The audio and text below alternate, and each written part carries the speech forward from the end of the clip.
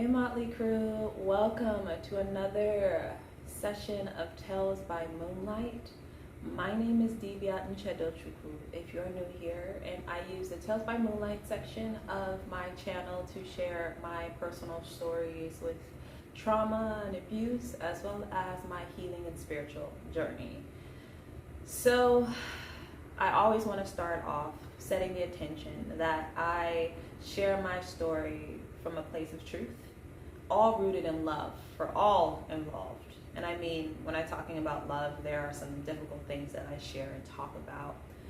And I've definitely been able to forgive everyone and remove myself and still have unconditional love for the people involved while understanding who they are. And the unconditional love is like from a soul perspective. Like, I know you're human, having your own human experience as a soul, and you are very harmful and you don't need to be in my life or around me. So being able to hold the duality of that, of both, and understanding that hurt people, right? So all rooted in love and truth. And to start us off, I always just like to give a bell. This bell resonates with the heart chakra, ushering in the energies of love, love, love, the energies of truth, energies of healing and peace. So today, I'm feeling called to really talk about like my sexual trauma and abuse that I experienced, because there's two parts I feel like when it comes to sexual abuse that I've had in my past. There's a part of it that came from coming from the environment and the home that I grew up in, where I didn't see myself, I didn't see my worth, I didn't see my love. And thus I was like a magnet for predators who preyed on vulnerable children and people. And there's also the flip side to that, like who I was as a child, as a being. Like, I was also a very open-hearted person who saw the good in everyone and everything. And I still hold that gift and that ability. However, because of that, I took everything at face value. Like, I would believe the things people would say. And some people may see that as naivety, but I see it as just being in pure essence. Like, when you are pure of heart and pure of soul, you see the beauty and you connect with the soul in everyone and everything. And children often do that, right? Children they don't know oppression and injustices and differences. That's something that's taught to them. And so as a kid, I was just this very loving and open kid that just saw the beauty in everything and was none the wiser. I did not have discernment at all. And that was something I had to learn along the way, of being able to see, yes, the beauty of a person's soul, and also see the darkness and the shadows and the ugly. To not beat around the bush, the ugly. And to hold both instead of being very black and white, that people are both and we all are a mixture of our lights and our dark, and that's just how it goes. And coming back though to my experience of sexual abuse and trauma, the people who preyed on me very much saw the vulnerability and also saw that I wasn't protected, because I grew up in a home where my father wasn't around. He was always working, and when he was around, he didn't want anything to do with us. Like, either we were quiet or we'd be out the way, because he had a temper and he would just go off on the mouth or be physical with us. So he was just a figure in my life to be feared, and not one to really I didn't really have a close, intimate relationship with him. And so I didn't have the protection of that masculine energy in my life. And that's so interesting, because I say that because,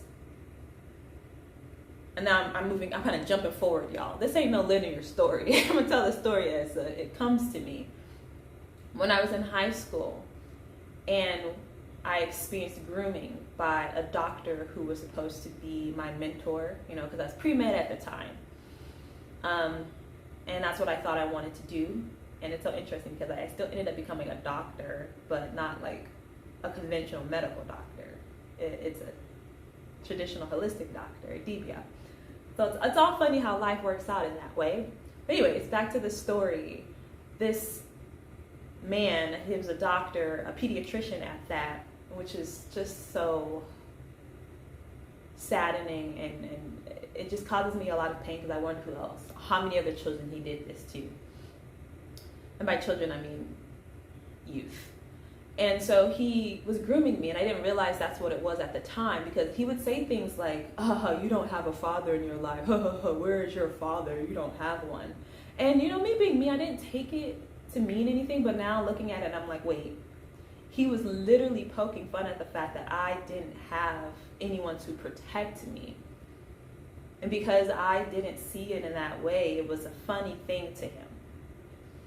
And, you know, I met this guy when I was 14 doing a play, because I did theater in high school. And he was one of the producers of the play, because my school, I went to a high school that was on a community college campus, because I knew I couldn't cut a regular high school. I knew it wasn't for me. And so I met him there, this doctor, and he would like do things like take us, you know, it was innocent at first, like, you know, show interest in like taking me out, and me and my brother, because my brother would come over to the rehearsals as well that we had for the different plays I was in after school. And he would like take us out for lunch, or not lunch, dinner, and then take us to like basketball games, and like show this active interest in like being in a mentorship role, which was the way that he was able to finagle forward and sneak his way into like my life. And my mom didn't know any better, because she was like, oh wow, look at someone who's trying to mentor my child. He's a doctor. He's gonna help guide them forward, and so that they too can become doctors and bring honor and glory to the family name. And so it started off innocently enough, and then it became more and more like suggestive, more of like him joking that I was like his girlfriend, or him like putting his arm around me, or him calling himself an old fart with like a young beautiful girl. And it was just like things like that I would write off, because it's like this man has my best interests at heart. He's not trying to hurt me. And then it again over the years, because this was like when someone's grooming, it's a long period of time. Not long all the time, but it's a period of time to make things that would right off the bat seem very inappropriate. Slowly but surely the person begins to make them to be okay, because they're like building your tolerance up. When a groomer does it, they build the person's tolerance up to accept or to be okay with what is occurring. It's not like right off the bat they're inappropriate. It's slow burn. You know, I had interned at this man's office like in high school, and he would like say things like, oh, you know, I am helping these. He had a thing with working with underprivileged, marginalized youth. And it was a white man, and he had this like whole facade of like, oh, I'm doing this to help the unprivileged youth, under-resourced youth. And he would like, you know, take me to, what would you call it? Different shows, because again I was in theater, so different theater shows and all of these things, and I was seeing again more of the world, coming from a low-income working class background where I couldn't afford any of that otherwise, and he was very much grooming me. And I remember things got really bad when I was like 16, 17, where he started to like touch me, and that's when I was just like very uncomfortable, but also felt like I couldn't say anything because he had helped me so much. And remember like going to bed crying and not sure what to do or who to talk to about this. So this is high school, right? But then when we go back, and eventually I went to college and I like cut him out, because it got to a point where he wanted to know about like my sexual life and what I was doing, and it was just like very, very inappropriate and also predatory. Because in high school he like invited me to his house when his wife wasn't away, and that was a weird thing about him and his wife, and wanted to watch a movie but like snuggled up. So it's just like there was a part of me, I've always had this part of me, that very self-preservation part, where it gets to a point I'm like, hold up, we need to save ourselves here. Like something's direly wrong. And I had not listened to that part for so long. But at that point when he invited me to his house, that's when I was like, yeah, I want to go home. I don't feel well. I don't feel well. I'm going to feel sick. Because he was a doctor, he was like, let me check you out. And I was like, no, I need to go home. And that was like, at that point, I distanced myself from him fully. And fortunately, was going to college. I was still 17, but was graduating high school, ready to head out. But again, like, he didn't do anything super inappropriate when I was 14 or 15, but it was the progression of it, slow progression of grooming me and making me think of him in such a high honor and respect, but then abusing that respect and trust that I gave for his own benefit and well-being, for his own benefit. And I know he did this to other people as well. Dr. Sandy. Yeah, I definitely know Dr. Sandy did that as well to other people. And so going back though, right? Like how could I experience something like that? Well, it's because my childhood set me up for that. I mentioned, if you listen to the stories of like my childhood home and what I experienced then, I was very much alone in the journey called life. I had to figure out America by myself. And my parents, I was born in Nigeria, but I was raised in Oakland. I had to figure it out all by myself. My parents were either working, my mom was stressed out with all the kids. There was just really no support system for me. And so I very much leaned on working with my intuition. What I didn't know at the time was my intuition was working with spirit to guide me through. Because without spirit, y'all, I wouldn't be here. Without my intuition, I would not be here. And as a child, it really did start with just being in environments where sexual assault was the common. Like, kids playing around on the playground, but like boys going around slapping your butt without consent. That's sexual assault. And that grew up in a culture where that was considered cute, and it's not cute. It's not. Or having the attention of the opposite sex was considered positive or benefit. And so I found myself very young wanting attention because I wasn't getting it, but then getting the wrong kind of attention. Very, very much the wrong kind of attention. And it got to a point where I was attracting predators left and right, and I was experiencing sexual assault from my peers, as well as from those who were older of me, those who were older than me, from a young age. And I remember, like, my first memory of it is just like being at the Nigerian parties, because I grew up, I'm Nigerian, Nigerian American, and I grew up in a community where the way we got together is we had baby showers, parties, graduations, weddings, and that was the way I saw the Nigerian community. But otherwise I wasn't in a Nigerian community physically. So there's a lot of gatherings, and I remember the uncles telling me, come here, come sit on my knee. And then the auntie's getting mad, and it's like, your husband's the one telling me as a child to come sit on his knee, and that's how it starts. The little insidious things like that. And so many of us have those experiences of the uncle, the weird, predatory, rapey uncle putting his hands where he shouldn't. And that's a part of our communities that people don't talk about. And I say I'm just saying in general, many communities have these members, and those members aren't really confronted, or injustice isn't really received. And so as a child, I would have all these experiences, and I think the one that really stuck to me the most is going to Nigeria when I was 12. And I was in a place where I was just really didn't want to be there, first of all, because instead of being in Nigeria, I wanted to be at a track championship that I was able to get into because of the standing long jump. And I had just tried standing long jump for the first time, y'all, at that track meet. And I got first place. And they were like, you can go to regionals. And that summer, that regionals was going to be taking place. No, it was nationals. I forget which track meet specifically. I think it was like Hershey's Nationals track meet. And that summer, regardless, or that summer where the track meet was going to be held, I was told I had to go to Nigeria. And I was so upset. So I didn't even want to be there to begin with. I didn't want it.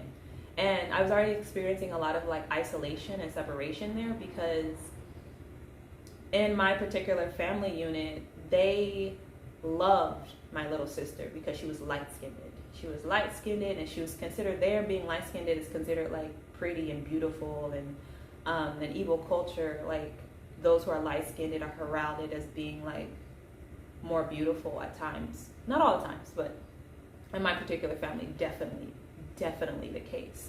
And so all of my like older cousins would like want to take her out and like show her off as the American cousin or the American niece who was, look at her, she's just so beautiful. And they would just neglect me. Like I didn't exist. I wasn't pretty or beautiful enough. I wasn't enough to be shown off. And so I was often left by myself, and I wasn't receiving the same amount of attention and love, so I felt alone. And that attracted the predatory, they have instincts, y'all. Predators know, sexual predators know which child is vulnerable. Because I just wanted attention at that point. I was like, no one's paying me any attention. Like, am I not cool enough? And I attracted the attention of an older cousin who was like 13 years older than me, and he was in his 20s. And this thing started off innocently enough, as they often do. And it definitely quickly progressed to a point where I was sexually assaulted and raped. And I remember that summer just feeling so ashamed of what was going on, and like it was my fault, because I wanted the attention, and I got it, but it wasn't the right attention I was seeking. And feeling like I was all alone in the experience of it, and that I had no one to talk to about it. Not even my parent, who was there. And I remember they called me into the room and was like, what's going on between you two? And I couldn't even say anything because I was automatically made to feel like I was the shameful one. Like, oh, you better not be doing anything. I know how you can be. And it's like, but I'm a child. I'm the child. So there again, like, and that was all like steeped in religious trauma, being a virgin and being pure and all of these things, and already feeling like I'm going to go to hell because of what was happening. And so I had no one to talk to about it. I remember just not eating. That's when one of my eating disorders started that summer. And I can talk about that later, just like dealing with my addiction tendencies. But I definitely started to learn to restrict my eating then, because I didn't have any control over what's happening around me. So I decided to control what I was putting in my body, and lost a lot of weight that summer. And it was crazy because all my aunts and uncles were like, oh, she's just trying to find shape. She's just trying to find shape. And that's trying to find shape is like, oh, they're just trying to watch their figure. I'm 12. What figure am I trying to find? What shape? And, come on now. Like, think. And it just shows you the toxic nature of my family. That a 12-year-old is like losing weight rapidly, and all anyone wants to talk about is that 12-year-old is trying to find a figure, trying to watch their figure. A 12-year-old shouldn't be thinking about those things. And if a 12-year-old is, then there's an issue. There is an issue. So, yeah, and I had no one to talk to about any of those things and the experiences I had. And I would love to say that was the end of it. But the thing about, like, because I grew up with a narcissistic parent who was very manipulative and definitely gaslighted me, and another toxic parent who was very unhealthy and codependent and extremely hypercritical and judgmental. That was what was reflected to me. And those were, again, I had those woundings within me. And so when I did eventually become an adult, guess what kind of relationships I attracted, y'all? Unhealthy, toxic relationships. No matter how much I wanted love, I was attracting the most toxic relationships ever with narcissists. Because that was the wounding within me that was attracting the wounding within them. And that was the level I was resonating at in the heart space because of the energy of that wound within. And so the first relationship I got into, and the next one, were with narcissists. And I experienced a lot of intimate partner violence in those relationships, a lot of gaslighting, a lot of manipulation in those relationships, sexual manipulation as well, and coercion. And I think I'm gonna definitely talk about that narcissistic relationships separately because those were a doozy. But I'll just focus here on just like the sexual abuse and the trauma that I experienced is, what happened to me, and that I had no one to talk to about it. I had no one to turn to about it. And I was experiencing so much shame and guilt of what was happening to me that I felt like somehow I deserved it, that I had asked for those things to happen to me. And then, again, when, that kind of thinking pattern was definitely indicative of like how I saw myself and what I saw myself was worthy of, and how I saw myself as being worthy of being treated by other people. And so I had to do a lot of healing around my own self-worth, my own self-respect, and my own worthiness of love. Because, especially in relationship with others, because starting from a young child, I was on so much sexual abuse. The thing about predators is they know how to choose them. Because I was unprotected as a kid. And I think even going beyond that, I didn't have a support system. I didn't have anyone to turn to. So where are we in terms of time? I want to stop there because that's a lot. That's, whew, y'all. Like I'm smiling and I'm in a, how do I feel right now? I feel okay, because I've worked through a lot of this trauma and abuse, but telling it publicly is a whole nother thing. So there's a part of me that's nervous. When I get nervous, I start to smile. It's like a nervous tick.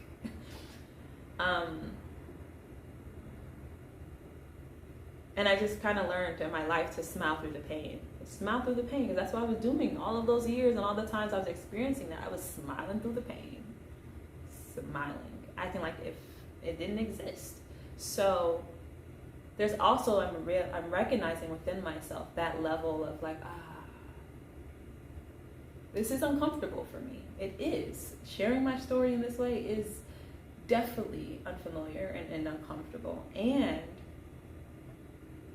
I'm proud of myself for being able to do this and to share my truth. Because it's important for me to give voice to things that I have experienced and the things I've had to heal from, because it gives my being here that much more weight. And it makes being here that much more sweeter, honestly. And when I say being here, I just mean like being in this version of self, in this space where I'm at, where I've healed through that, and I've overcome those challenges and adversities and those abuses to embody the truth and realness of who I am and my power and glory. And so I'm really feeling that. I'm really feeling that. Feeling a little tender there, my inner child, and I'm holding them inside.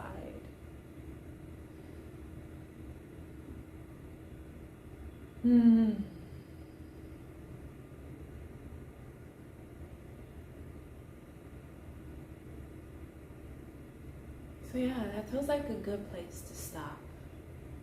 That feels like a good place to rest.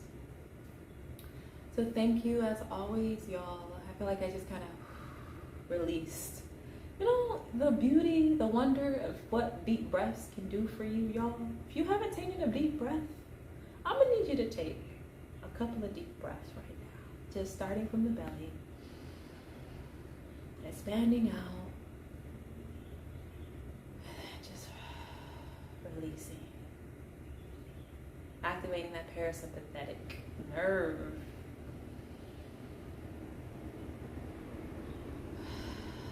It's also important that as you listen to some of this, like this is heavy stuff. It's heavy, that you take care of yourself in the process. we don't live in a culture where people share the heaviness of their lives publicly. That's not normalized. And so it's important for me to normalize that we come from a culture of trauma, and that trauma, that abuse we experience shouldn't be hidden in the shadows. And just for myself as well. So thank you, as always, again, for taking time, your space, your being, to exist virtually here with me. I am so grateful for you, for listening, for sharing this. And